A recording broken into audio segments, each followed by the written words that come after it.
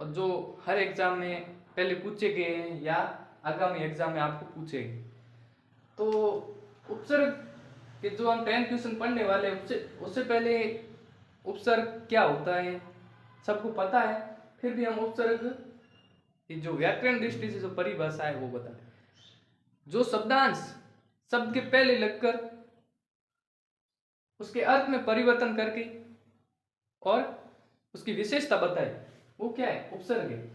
जो शब्दांश शब्द के पहले लगकर उसके अर्थ को प्रारंभ में लगकर उसके अर्थ को प्रभावित करे या परिवर्तन करे और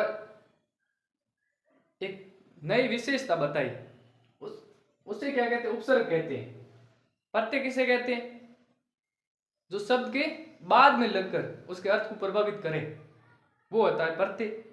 और सीधे सरल भाषा में कहे तो जो शब्द के पूर्व में लगकर उसके अर्थ को प्रभावित करे और नए शब्द का निर्माण करे उसे कहते हैं उपसर्ग। अब व्याकरण की दृष्टि से भी देख लेते हैं और आपको समझने की दृष्टि से शब्द के पूर्व में लगकर, सामान्यतः ये होता है कि शब्द के पूर्व में लगकर और एक नए शब्द का निर्माण करे, ये होता है उपसर्ग। अब आप देखिए अप्रत्याशित शब्द में मूल शब्द कौन सा है, ठीक है, इसमें मूल शब्द बताना है।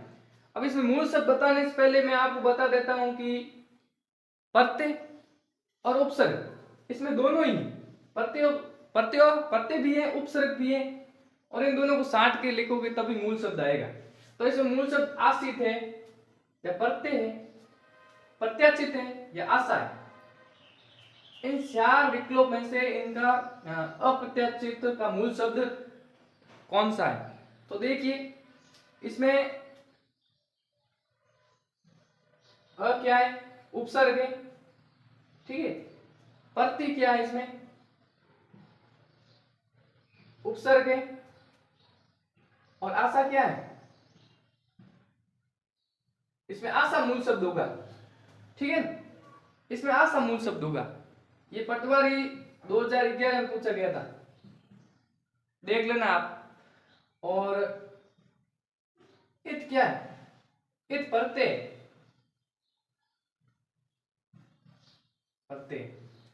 देखिए उपसर्ग है, प्रत्यय उपसर्ग है, आशा मूल शब्द है, इत प्रत्यय, इन्हीं से बनना है अप्रत्याशित। तो ये बहुत इंपॉर्टेंट बन जाता है। इसके बाद में किस शब्द में उपसर्ग और प्रत्यय दोनों का प्रयोग हुआ है, यहीं पर उपसर्ग और प्रत्यय दोनों का प्रयोग हुआ है। तो यहीं पर भी उपसर्ग और प्रत्यय किस शब्द में प्रयोग हुआ है, ये तीन शब्द हैं, स्वच्छता, सुंदरता, आधुनिक।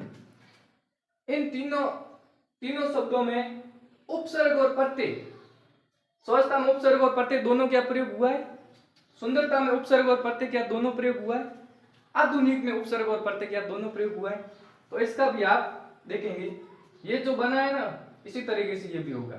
तो आधुनिक में आप देखिए एक है ये प्रत्यय है, सुंदरता में ता है प्रत्यय, तो आप देखिए, और सुंदरता में सु मतलब उपसर्ग नहीं है, सुंदर विशेषता है। तो आप देखिए स्वच्छता में क्या बनेगा, तो स्वच्छता में बनेगा सु क्या है, उपसर्ग है, और ता क्या है, प्रत्यय। ये इसका होगा ये, इसका होगा ये। तो किस शब्द में उपसर्ग और प्रत्यय, स्वच्छता में, ठीक है। इसके बाद किस शब्द में उपसर्ग नहीं है, ये सब दिए गए, इनमें से ऐसा शब्द लाना है जिसमें उपसर्ग नहीं है। तो उपसर्ग है या नहीं इसमें आपको उसका विशेष करके पता चलना है कि है क्या नहीं है। उसका अर्थ अगर स्पष्ट रूप से है तो वो उपसर्ग होगा, नहीं तो नहीं होगा।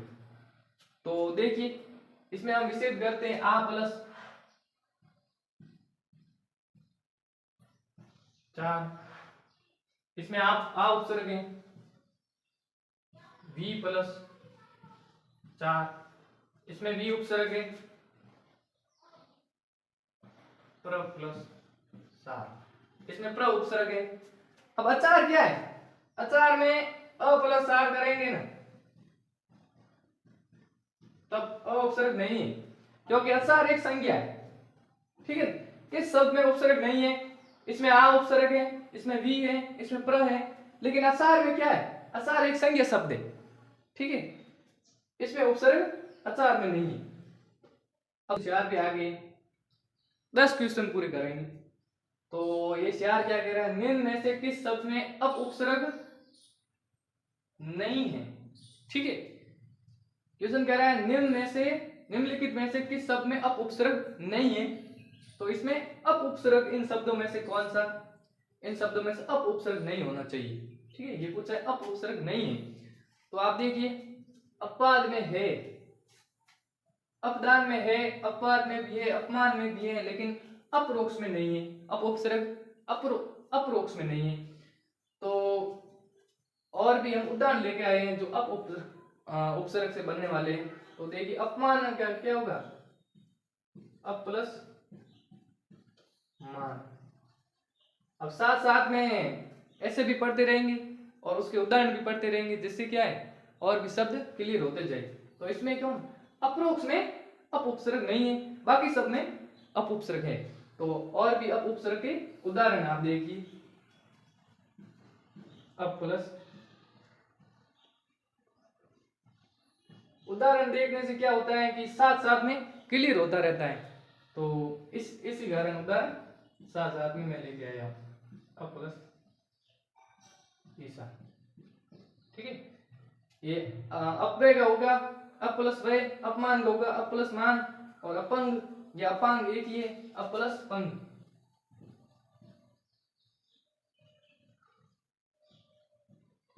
ठीक है, ये अप ईसा अपेक्षा, अपंग या अपांग क्या होगा अप प्लस पंग। तो अप उपसर्ग से बनने वाले कुछ शब्द इंपोर्टेंट जो मैं लेके आया हूं, और ये भी इंपोर्टेंट है। और देखिए, पराजय में कौन सा उपसर्ग है, पराजय में कौन सा उपसर्ग है, पर उपसर्ग है, परा उपसर्ग है, या पारा है, या प उपसर्ग है। पराजय में इन चार में से कौन सा उपसर्ग है, 2 3 4 चार ऑप्शन में से पराजय में कौन सा उपसर्ग है। ठीक है, तो पराजय में देखने से भी पता लगता है कि पराजय में क्या है, प्रा उपसर्ग है। तो इसका हो जाएगा दूसरा।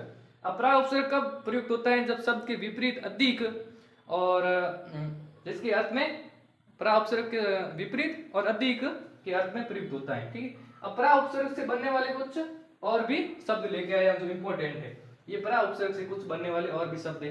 पराभव का क्या होगा, परा प्लस भव। देखिए, पहला क्या होगा, पराभव का क्या होगा, परा प्लस भव। मैं वही शब्द लेके आ रहा हूं जो आपके एग्जाम की दृष्टि से महत्वपूर्ण है।